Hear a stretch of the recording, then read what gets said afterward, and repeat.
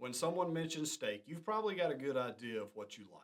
Your family, friends, availability, and cost are a few things that have influenced what you like in a steak dinner over the years. Personally, I believe it starts with the seasoning. And if you haven't yet, go check out Steak Episode 1 where I show you how to make what I believe is the best steak seasoning there is. That's settled, it's time to determine what cut or cuts, which is the case for my family, that makes a steak the best. And on today's episode, I want to challenge your opinion with what I believe the best cuts are. Welcome to meNyou Barbecue. I'm your host, Ben Phillips, and as all my friends do, you can call me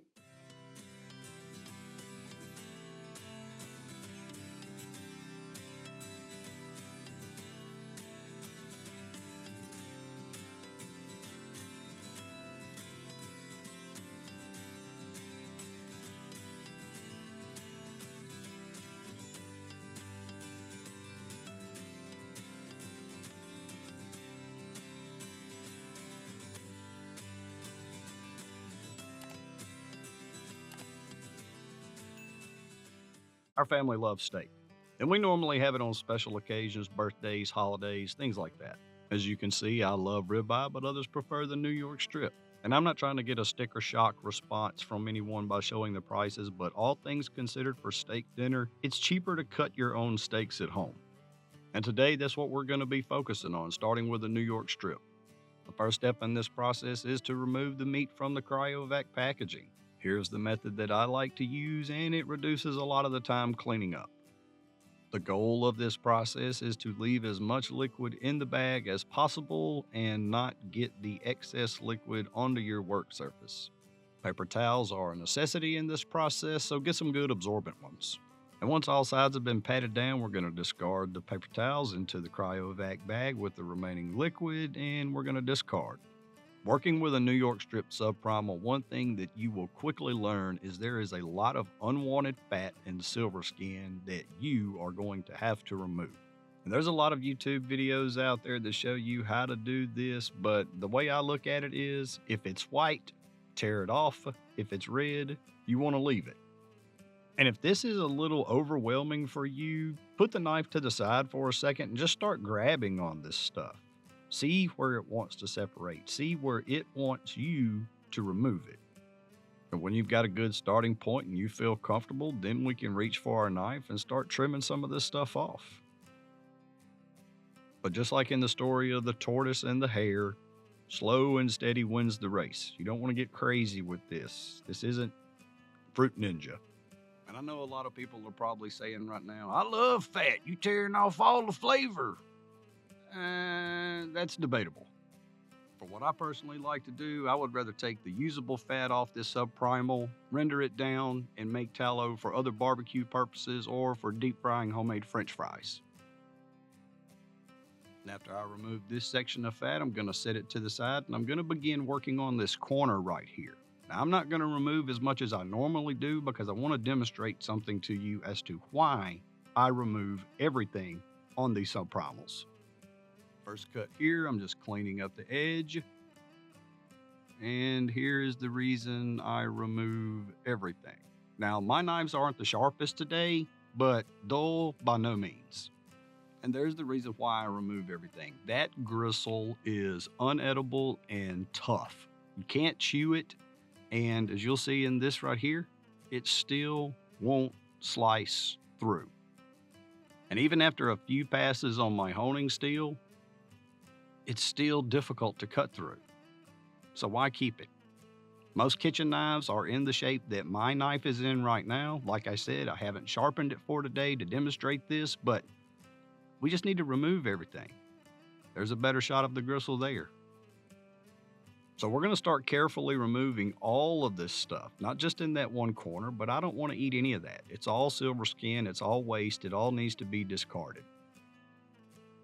And don't get too caught up in, oh, I left some meat on the silver skin. It's okay. As long as you're not gouging the meat, it's going to be fine.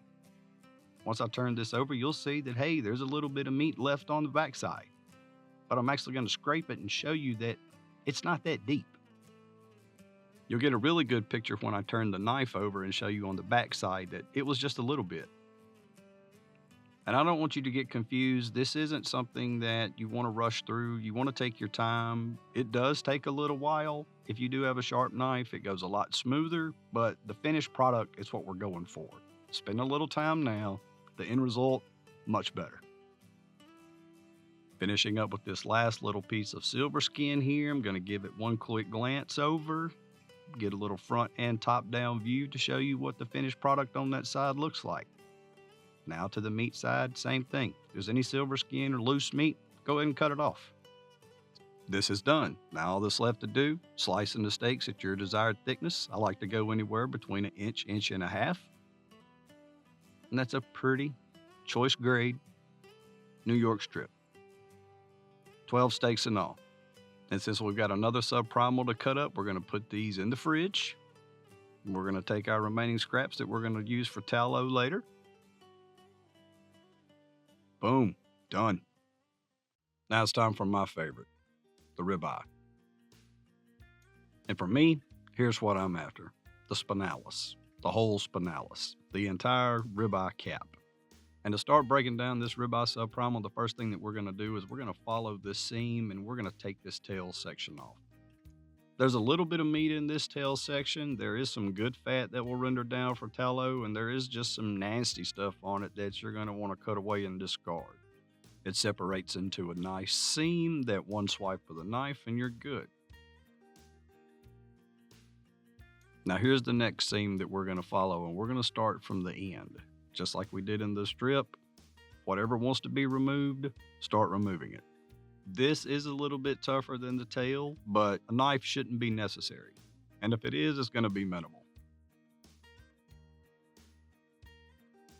And once the spinalis has started to separate from the roll, now here's where the knife work begins. You can start making small cuts and you can see that it still separates fairly well. There's one little spot there, but this is what we're looking for. And again, with one swipe of the knife, you have now separated the entire spinalis or the rib cap from the ribeye roll. And if you haven't noticed already, there's a lot of silver skin and stuff that you're going to want to remove that's not going to cook down. And trust me, for this cut, you want to see nothing but meat. Fat left on this cut is totally acceptable. Silver skin is not. It should look like this. See? No silver skin. A little bit of fat on that side. A little bit of fat on the front side. Beautiful.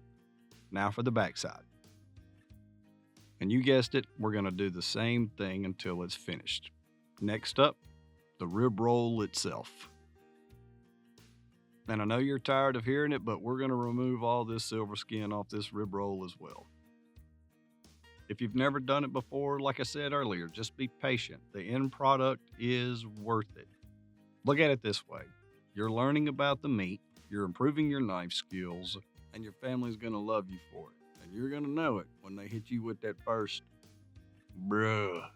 And if any of you out there watching want to trick your family members who like to claim that the filet mignon is the best cut of steak that there is, well, have I got some good news for you, because once sliced, this will look exactly like it. You can see from this end section right here, and this end section too. Now wait just a second, there's another piece of meat I want you to see. In the upper right-hand portion of this view here, you can see this cornucopia-shaped piece of meat. This is called the complexus muscle. And I don't normally tell people about this piece of meat when I'm cooking or serve it to them, because it's hard to get a consistent doneness through it, whether you want rare, medium rare, whatever. It's not as tasty as the cap or the eye roll, but still a good cut of meat. And this side isn't as bad to clean up as the other side is. It's not as much silver skin as the other side. This is the side where it was connected to the rib bones. If you were to buy a bone-in ribeye, this is where the bones would be. A few little swipes and we're done. Get this last little bit right here. And I'm not going to bore you with slicing it up, but once this is all completed and you slice it up off camera, this is what you're presented with. So for the meal that I'm going to cook my family, this is what we're going to do. I'm going to take 4 of these ribeye steaks. I'm also going to take 3 servings of the spinalis or the rib cap, make them in individual portions. I'm going to take the complexus muscle for myself, and also 4 of the New York strips. And to prepare these, I take the smoked kosher salt that we made in episode 1 and apply liberally to both sides. And again, the reason I choose to season this way, the black pepper and garlic that most people apply to their steaks, it burns and creates a bitterness in the taste. And I don't like that. Beautiful.